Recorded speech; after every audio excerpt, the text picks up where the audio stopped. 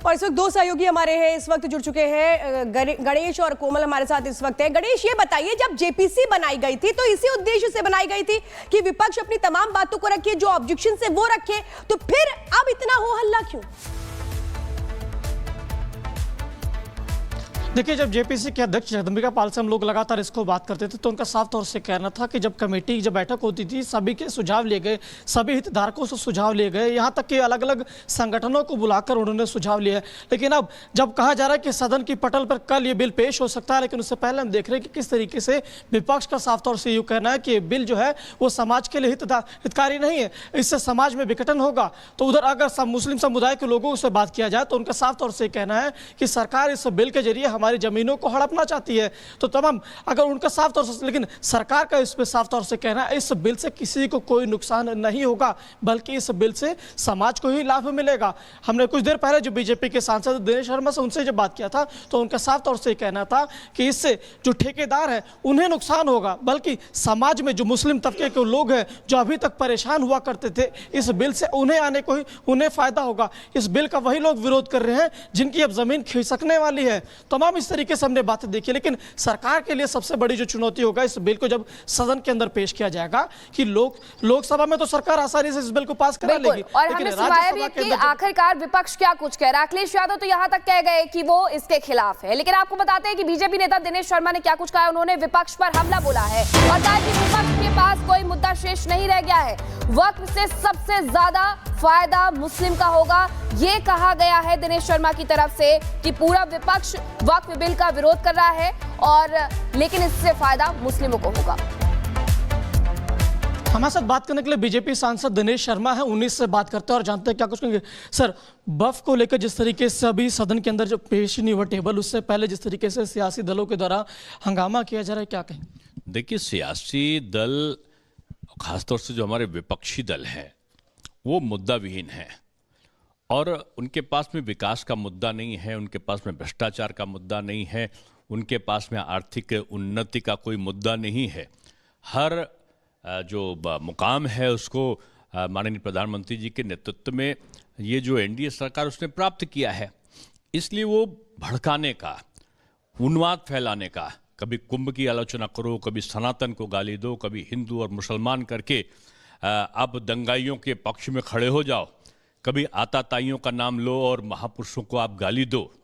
इस प्रकार का विभाजन की जो नीति है विपक्ष की, वो जनता के सामने आ चुकी है और मैं समझता हूं कि विपक्ष इसी कारण से, चाहे वो वक्फ बिल हो, वो जानता है कि वक्फ बिल से सबसे ज़्यादा लाभ किसी को होने वाला है तो गरीब जो बेसहारा मुस्लिम है उसको होने वाला है।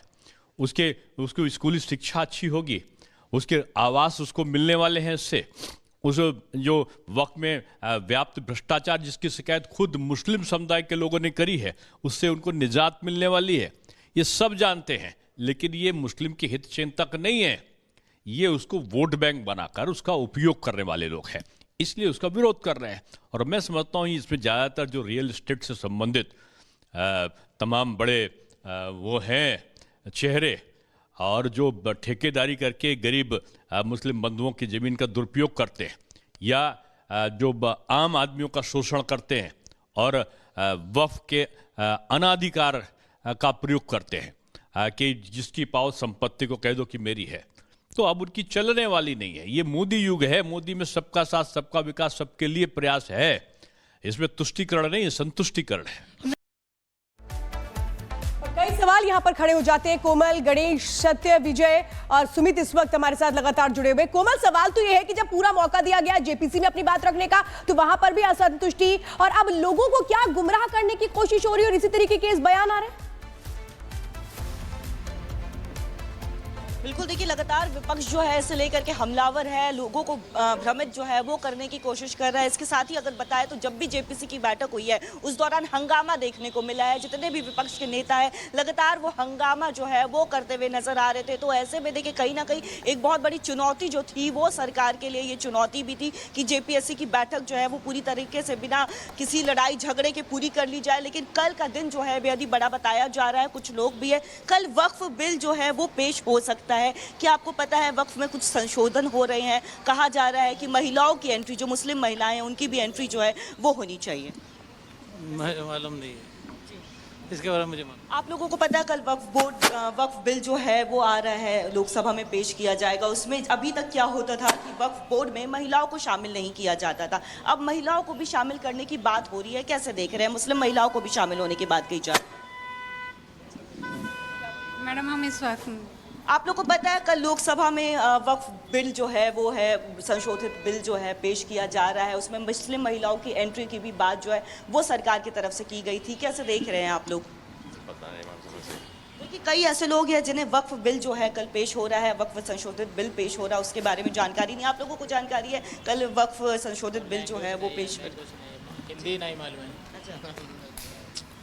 तो देखिए कई ऐसे लोग हैं जिन्हें पता नहीं है। लेकिन अगर हम बात करें जेपीसी की बैठक की, तो जेपीसी की बैठक में काफ़ी ज़्यादा हंगामा भी देखने को मिला था। हालांकि देखिए इस बीच देखने को ये मिल रहा था, सरकार ये दलील दे रही थी कि जो दूसरे लोग हैं, जो छोटे कास्ट के भी लोग हैं, बिल्कुल। और सबसे ज्यादा तो विपक्ष को यही दिक्कत है कि उनके वोट बैंक को आखिरकार अगर बीजेपी ने फायदा पहुंचा दिया तो उनका क्या होगा। हमारे साथ हमारे सहयोगी अजय दुबे भी जुड़ गए हैं। अजय देखिए, बीजेपी तो साफ तौर पर ये कह रही है, दिनेश शर्मा तो साफ तौर पर ये कह रहे हैं कि सबसे ज्यादा फायदा मुस्लिमों को होने वाला है, और सरकार आने के बाद सबसे ज्यादा फायदा हुआ है। फिर मुस्लिम महिलाओं की बात रही हो या मुस्लिमों की बात रही हो, इतनी दिक्कत क्यों है आखिरकार विपक्ष को?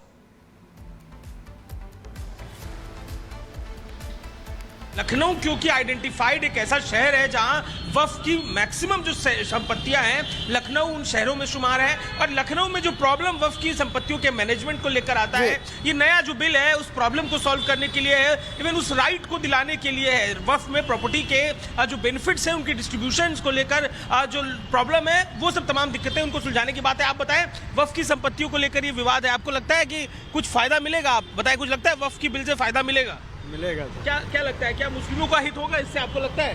हाँ होगा सर। मुसलमानों का हित होगा। आप बताएं भैया, वक्फ बिल को लेकर आने की बीजेपी सरकार बात कर रही है, मोदी सरकार बात कर रही है, लग रहा है फायदा होगा लोगों को? लग तो रहा है कुछ तो फायदा तो होना चाहिए, तभी तो कर रही है। मुस्लिम लोग कर रहे हैं, क्या लग रहा है आपको? ये तो फर्जी का है भाई, इससे कोई फायदा थोड़ी ना है। ये तो पार्टी के लिए अपने इसका वो करने के लिए कर रहे हैं ना। क्यों विरोध कर रहे हैं? इसमें दिखाई दे रहे हैं, चाहे समाजवादी पार्टी हो, दूसरे दल हो, सब विरोध करते दिखाई दे रहे हैं बीजेपी का, मोदी का। वही तो इनसे जल रहे हैं बीजेपी से, ये लोग, ये दल जल रहा है तभी तो कर रहा है। अच्छा, तो क्या लगता है कि वक्फ बिल जब आ जाएगा तो इतनी जो वक्फ की संपत्तियां हैं, मुस्लिमों को फायदा मिलेगा? जो गरीब मुसलमान परिवार हैं, महिलाएं हैं, बच्चे हैं, उनको फायदा मिलेगा? किसी को नहीं मिलने वाला है। हाँ। दिखावटी करेगा सरकार, मिलने वाला किसी को नहीं है। किसी को फायदा नहीं मिलेगा। अच्छा देखिए, तो तमाम लोग हैं अपनी राय रख रहे हैं, लेकिन महत्वपूर्ण ये है कि वक्फ बिल के जो बेसिक्स जो मिनिस्टर्स हैं उनकी तरफ से जो दिया जा रहा है वो ये कि जो हक है वो देने की कोशिश सरकार की तरफ से। बिल्कुल अजय, आप हमारे साथ बने रहिए। लखनऊ से आप हमें बता रहे थे वहां लोग क्या कुछ कह रहे हैं, और सत्य विजय इस वक्त हमारे साथ सीधे भोपाल से जुड़ चुके हैं। सत्य विजय, मुझे ये बताइए कि लोगों को पता भी है कि वक्फ बिल क्या है, इसमें संशोधन क्यों हो रहा है, क्या ये पता है?